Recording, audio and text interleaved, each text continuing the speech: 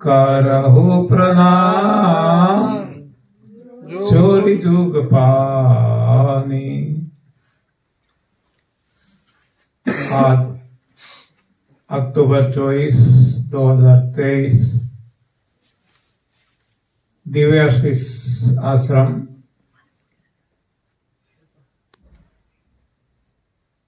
सुंदरनगर मंडी district Himachal Pradesh 10 दिवसीय शिविर जो चल रहा है, शिविर का अंतिम दिन। आप सभी का स्वागत है।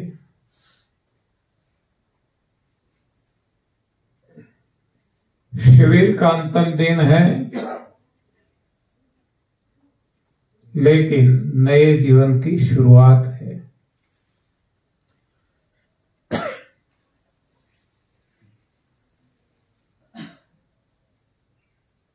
रावण को मार दिया, अभी ही राम की जो राम राज्य है, विजयादशमी, विजय तो पा लिया, लेकिन सही ड्यूटी अब बजाना है। अब राज्य करते करते भी भोग में न डूब जाए,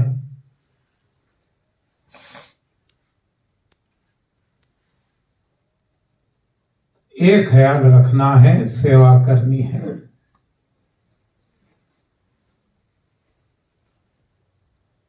राजा बन के भी सेवक बनना है। और इस हिसाब से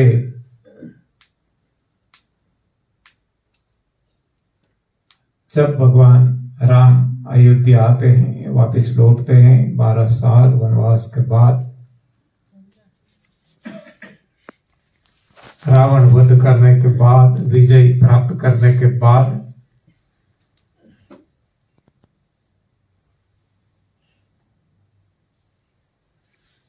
तब धोबी ने कुछ कमेंट की,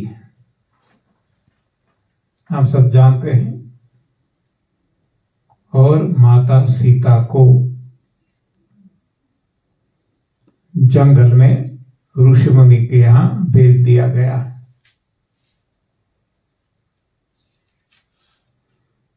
तो धोबी है कौन? गंदगी दूर करने वाला कपड़े से।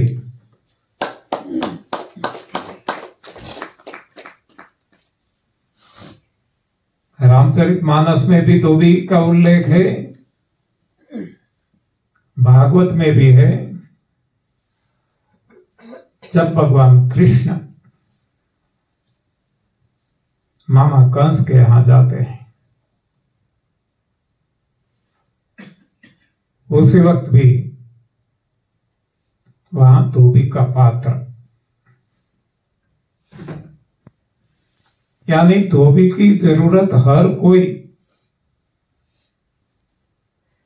समय में है, चाहे सतयुग हो, द्वापर हो, त्रेता हो, कली हो, कोई भी समय। क्योंकि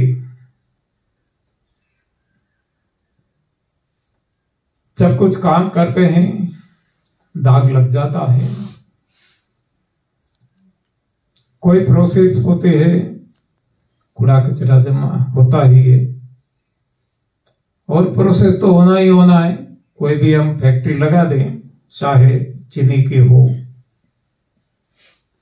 चाहे केमिकल और कोई फैक्ट्री हो, कोई भी बिजली उत्पादन की हो, फ्लोर मिल हो, जहां कुछ प्रोसेस होता है, गंदगी तो बनती है, कूड़ा कचरा इकट्ठा होता है, तो इसको साफ तो करना ही पड़ेगा। तो जो सफाई का काम करता है, इसको हम धोबी कहते हैं। यानी कि धोबी हर वक्त जरूरी है।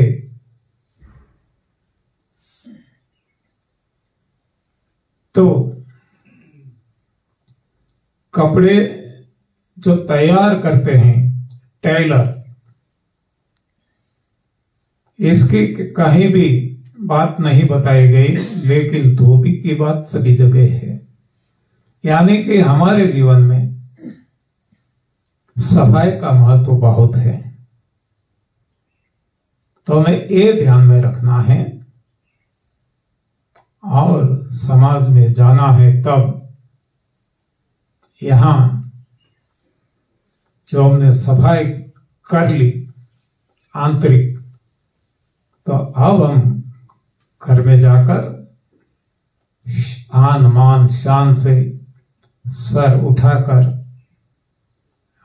जी सकेंगे।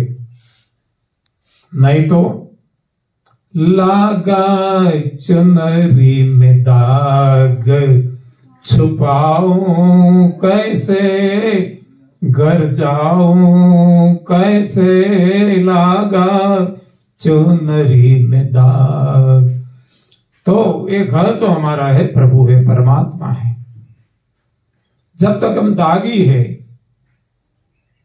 तब हम प्रभु के घर कैसे जा सकते हैं?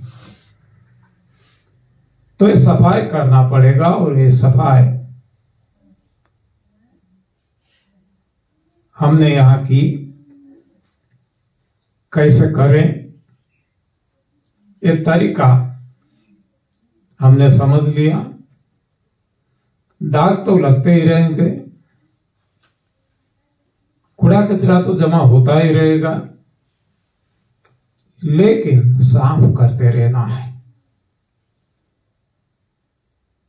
सबसे ज्यादा महत्व सफाई का है। मैंने पहले भी बताया था कि डालने के लिए भगवान ने केवल एक मुंह दिया और निकालने के लिए कितने करोड़ों छिद्र। हाँ, जो मुंह से डालते हैं वो भी यदि अतिरिक्त हो जाता है तो उल्टे होकर निकाल देता है, तब ये भी निकालने का द्वार बन जाता है। मल का द्वार, मूत्र का द्वार, आंख, कान, नाक, गला, सब कुछ। तो हमारे जीवन में निकालने की, सफाई की व्यवस्था भगवान ने ज्यादा की है, महत्ता भी ज्यादा है। तो निकालते रहना है, बस समय निकालना है प्रभु सेवा के लिए। धन संपत्ति जो कुछ हमारे पास है निकालना है प्रभु सेवा के लिए। और कूड़ा कचरा इकट्ठा हुआ है भीतर, वो निकालना है। यानी निकालने पे जोर देना है, बांटने पे जोर देना है, बटोरने पे नहीं। जैसे जैसे बांटते जाएंगे हमारा जीवन स्वच्छ रहेगा। और जब स्वच्छ रहेगा तभी स्वस्थ रहेगा। और यही तो हम चाहते हैं। तो ये सारी प्रेरणा हमें देने के लिए भगवान राम अवतरित हुए।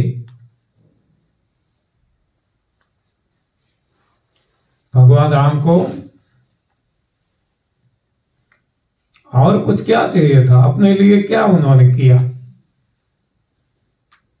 जो परिपूर्ण है उनको क्या चाहिए? लेकिन हमें राह दिखाने के लिए।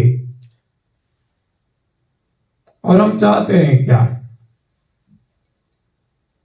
आज हम कहते हैं और पिक्चर भी बनाते हैं, रोटी, कपड़ा और मकान। ऐसा नहीं है। ये तो हमारी भोग भरी दुनिया का सूत्र है। इससे आगे देखे तो हम चाहते हैं हेल्थ, वेल्थ एंड हैप्पीनेस। तो हेल्थ, वेल्थ एंड हैप्पीनेस यहां से हमें सीखने को मिलता है। हेल्थ भी मिल गई, आप सब जानते हैं। रोटी, कपड़ा, मकान पे बने रहे तो हेल्थ गंवा दी, वेल्थ भी गंवा दी, सब कुछ गंवा दिया। यहां हेल्थ, वेल्थ, हैप्पीनेस मिलती है क्योंकि यहां हमें सही संस्कार मिलते हैं। संस्कार ही जीवन है। और इसलिए सारे शास्त्र भगवान ने कोई ना कोई रूप में इंसान के लिए दिए हैं। तो जब हम हेल्थ वेल्थ हैप्पीनेस चाहते हैं तो हमें ऐसे लोगों का अनुसरण करना चाहिए, फॉलो करना चाहिए कि जिसने सब कुछ पाया है।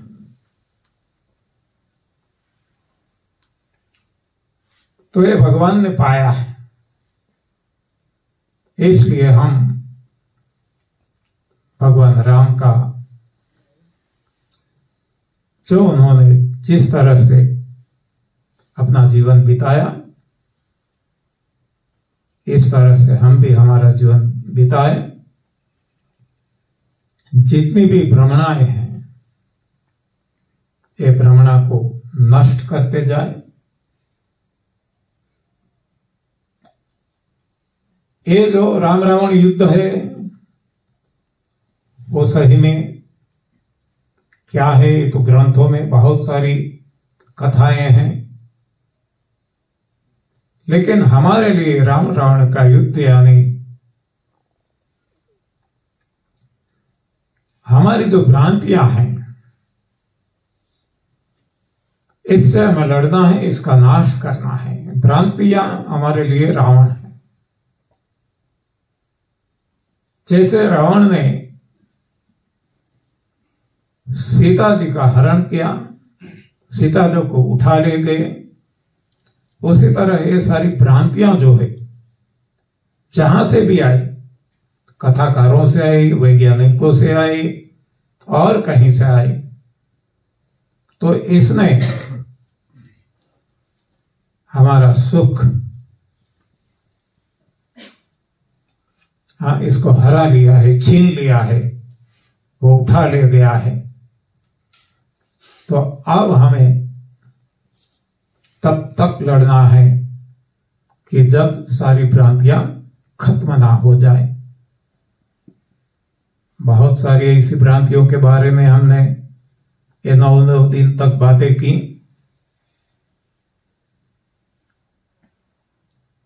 तो बहुत सारी, मैं बार बार कहता हूं, कदम कदम पे आज हम भ्रांति मय जीवन ही जीते हैं। सांस सांस पे भ्रांति ही भरी पड़ी है। तो ऐसी भ्रांतियों को हटाएं और हम विजय प्राप्त करें। हमारे लिए वो विजयादशमी होगी और तब तक हमारे लिए नवरात्र रहेगा। नवरात्र यानी केवल 9 दिन नहीं, हमारे लिए, हमारे जीवन के लिए, जब तक हम ये भ्रांतियों पे विजय प्राप्त न कर ले। तो ऐसा जीवन, इसकी प्रेरणा कोई वैज्ञानिक से हमें नहीं मिलेगी, कोई भी। और आजकल के जो सन्यासी कहते हैं, ज्यादातर वो भी ऐसे ही गलत राह पे चलते हैं। ये सन्यासी लोग भी आप देखेंगे कि वो भी वैज्ञानिकों को महत्व देते हैं, वो भगवान को महत्व नहीं देते। कहते हैं खुद को भक्त मनाते हैं, लेकिन भगवान से ज्यादा इंपोर्टेंस उनके मन में विज्ञान की है। आप देखेंगे ज्यादातर हर कोई बीमार है, एक नहीं अनेक प्रकार की बीमारियां हैं और अनेक प्रकार की दवाइयां ले रहे हैं। जो डॉक्टर ने बताया, जो वैद्य ने बताया, उसी हिसाब से कोई एक्यूप्रेशर करवाते हैं, एक्यूपंक्चर करवाते हैं, कोई योगासन करते हैं, कोई प्राणायाम करते हैं, कोई रेकी करते हैं, नाना प्रकार के हर कोई भटके हुए हैं। किसी को सही बात का पता नहीं है। तो ये सारे लोग भगवान को न मानते हुए, भगवान की न मानते हुए विज्ञान की मानते हैं, और इस हिसाब से उनको सही परिणाम नहीं मिलता, उनकी विजय नहीं होती। वो सारा जीवन लड़ते ही रहते और कुछ भी प्राप्त किए बिना खाली हाथ आए खाली हाथ चले जाते हैं। अब हमें सही रास्ता मिल चुका है, तो ये मार्ग पे हम आगे चलेंगे।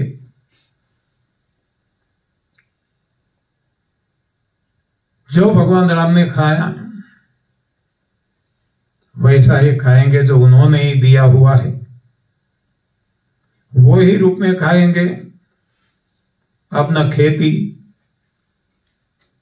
खेती करेंगे तो अपना हो जाएगा, और इसमें हम खाद डालेंगे, पानी पिलाएंगे,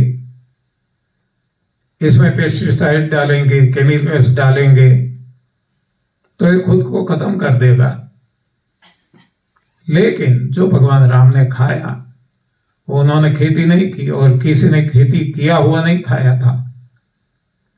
तो उसी तरह से हम भी जो गॉड गिवन है, रियल में जिसको गॉड गिवन कहते हैं, वही रूप में तरोताजा, बिना मिर्च मसाले, इस तरह से आगे बढ़ते बढ़ते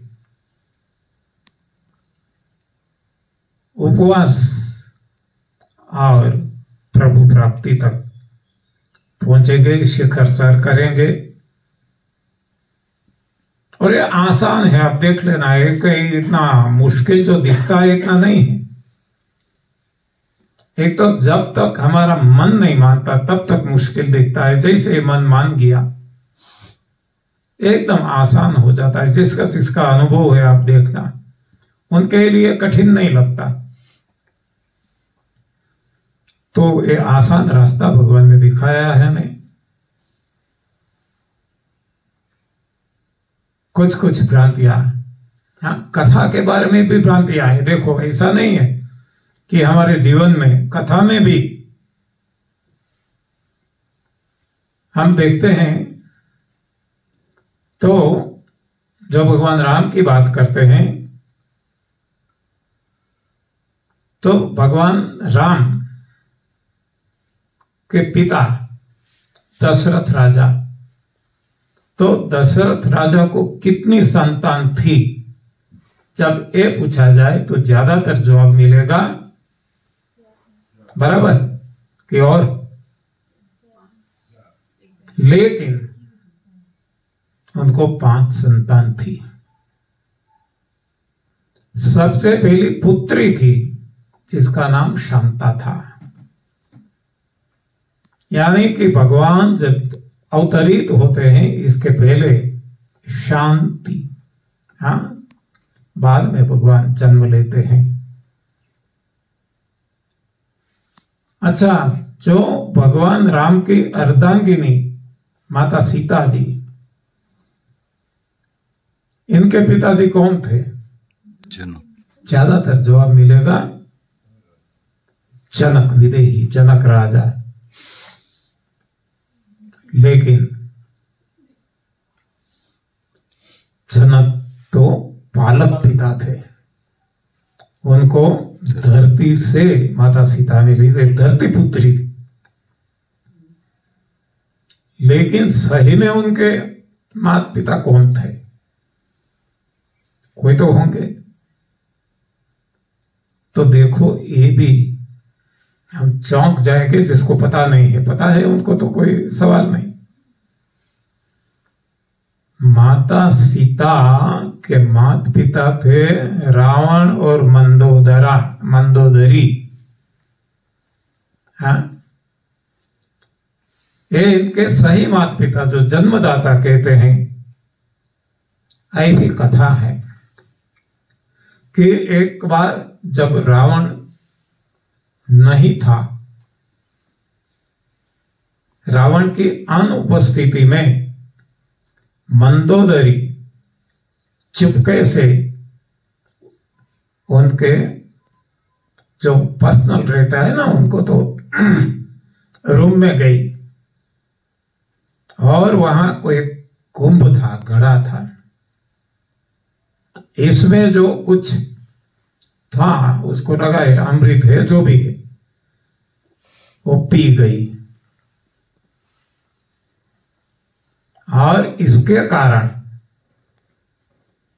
मंदोदरी को गर्भ हुआ, गर्भ रहा। और ये जो अमृत मान के पिया था वो रावण का खून था। एक कथा है, सही गलत मालूम नहीं, लेकिन इस हिसाब से रावण का खून और मंदोदरी का शरीर, मंदोदरी माता और रावण पिता, तो इनकी पुत्री सीता। अब इसको पता चल जाए, किसी को तो बेइज्जती हो जाएगी, ऐसी मानकर दूर दूर चली गई और ये जनक राजा के उनके प्रदेश में जाकर धरती में एक कुंभ को डांट दिया गया। तो अभी एक कुंभ में इससे जो बालकी हुई संतान जो कहते हैं वो है सीता जी, और इस हिसाब से धरती से जनक को सीता जी बालकी रूप में मिली और वो उन्होंने पाला पोसा, वो पालक पिता पालक माता बन गए। लेकिन सही में जन्मदाता कहे तो मंदोदरी और उनके पिता रावण थे। अब एक ये भी कहा जाता है कि रावण का इसलिए तो नाश हुआ कि अपनी ही पुत्री पे कुदृष्टि की। जब एक ऐसा भी कहा जाता है तो ऐसा जीवन हमारा निर्दोष बन जाए, प्रभुमय बन जाए, ऐसे हम प्रार्थना तो करेंगे, लेकिन प्रारब्ध के साथ पुरुषार्थ भी जरूरी है। केवल प्रार्थना करने से परिणाम नहीं मिलेगा, प्रार्थना भी करनी है, पुरुषार्थ भी करना है। तो ये दोनों हम करें और हमारा जीवन धन्य बनाए। धन्यवाद, आभार, प्रणाम।